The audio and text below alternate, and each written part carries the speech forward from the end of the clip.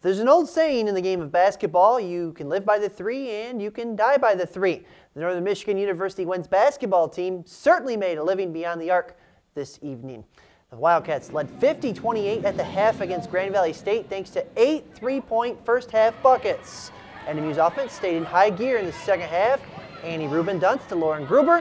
She drives to the 3 defenders for the hoop, part of 19 points on the evening. Later, Alyssa Cola drives, kicks it to Gruber, to Rubin Dunst for 3. Bang, bang, bang. Annie's 3 put NMU up by 23. The Wildcats continue to make bucket after bucket from downtown. Bree Gasperovich. She's just a freshman, but she hits the tray, part of a career-high 18 points for Gasperovich. Speaking of a career high in points, Alyssa Cola, who missed practice all week long with a concussion, nails the corner 3. Alyssa set a new career high, 25 points. Troy Matson's team made 15 threes in the game. Here, Cola was left open again, and guess what? You know what she's going to do? Hit it. NMU would cruise the 81-66 win over Grand Valley State. On the scoreboard, the Michigan Tech Lady Huskies are now 9-0 in the North Division after a 1-point win tonight over Ferris State. Tech trailed 44-34 at the half. Mackenzie Pertu had 26 points to lead the Huskies. And the Lake State women also won tonight by a touchdown over Saginaw Valley, 61-54. Stephanie Fisher had a game-high 19 points for the Lakers. Back to the highlights on the men's side. Grand Valley State, Northern Michigan, game on. First half, the Lakers leading by 5. The ball gets into the hands of Justin Newell. He drives to the hoop, throws it up, puts it in. A 3-point play by Newell, and NMU trailed by 2. Grand Valley State scored 22 points in the paint in the first half. Trevin Alexander with 2 of those right there as he finishes strong at the rim with 2 hands. Grand Valley led 12-3, and that prompted a timeout by head coach Bill Saw and the Cats. Here comes NMU a short time later. Ethan Blackwell can't get it to go, but Chavis Madison was there for the tip-in. Still first half, Nash with the ball again. He's not passing this time because he had a wide open path to the hoop for 2. Doesn't get any easier than that. But Grand Valley just too much tonight for Northern Michigan. The Lakers win it 64-41. Another GLIAC men's action. The Michigan Tech Huskies, 10 better than Ferris State, 74-64. Not a surprise here at all. Austin Armga led the Huskies with 21 points on 7 of 11 shooting from the field. Lake State remains as the leaders of the North Division after an 8-point win at home against Saginaw Valley. Derek Billing led all scorers once again with 24 points for the Lakers.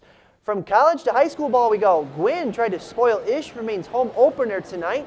Third quarter action, the Hematites leading by 2. Owen DeVoe muscles his way to the rim, and he scores that tied the game at 28. Back the other way for the Hematites. Down the floor, Mitch Lauren underneath the hoop finds Bobby Zolke on the other side, and Bobby puts it up and in. That gives his team a 1-point lead. Off the rebound a short time later, Alex Briones spins, and here he comes. He gives it up to Zolke for the old-fashioned 3-point play. However, Gwynn would retake the lead late in the quarter. Jesse Mattis goes inside to Tom Schmelzer for another 3-point play. But thanks to a Bobby Zolke 3-pointer with under 5 seconds left, Ishpeming edged Gwynn for the win by just 2 points, 61-59. These two teams will play at Gwynn next week. On the scoreboards, Iron Mountain gets by Manistique on the road, 42-30. Also winning on the road is Nagani over Norway, 71-39. Congrats to Hancock's Alex Almquist, the future Michigan Tech Husky, scored his 1,000th career point tonight as the Hancock Bulldogs won by 7 over Calumet, 43-36. Almquist finished with 24. Speaking of 1,000-point scores, another one tonight. Lance's Jimmy Vicker did just that, part of 22 for him in the game as the Purple Hornets defeated Houghton 60-46. Lakeland and Hubble took care of Baraga 70-28. Brett Plaisant led the Lakes with 22 points. And it was Trout Creek 64, Chessel 51. Let's go to Republic, where Jake Pulfis and the Wolves played the Hawks a visit. First quarter, Republic Michigami in control of the rock. Marcus Andela gets it to David Simula for the far side 3, and he hits it. That tied the game at 3. Later in the quarter, Andela gets it to Simula again, and David hits the runner up and good for another bucket. That tied the game at 5. Speaking of sharing the ball, Kearney NATO did that quite well this evening. Deontay Blahnik gets it down low to Kane Knaus for the short jumper.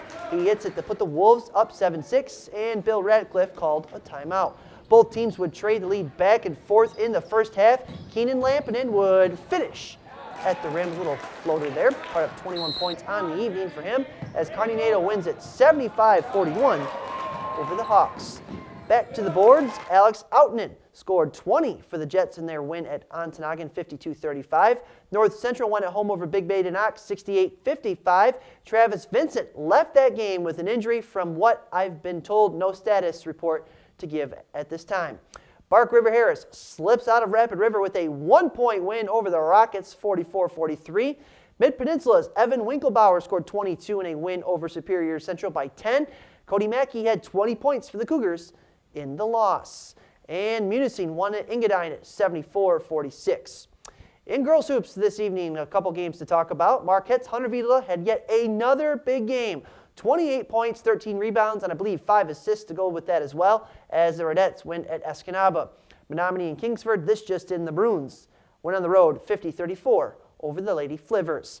Watersmeet wins by 1 over Ontonagon at 37-36. Stevenson's Tiffany Wagner scored 27 points as the Eagles took care of business against Marinette Aquinas by the final of 69-34.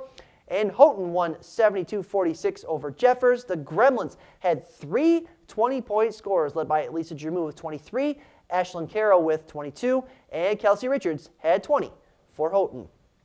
In high school hockey, Hancock scored 4 unanswered goals to come back and win at Negaunee tonight, 6-3. Zach Ahola scored 2 goals to lead the Dogs.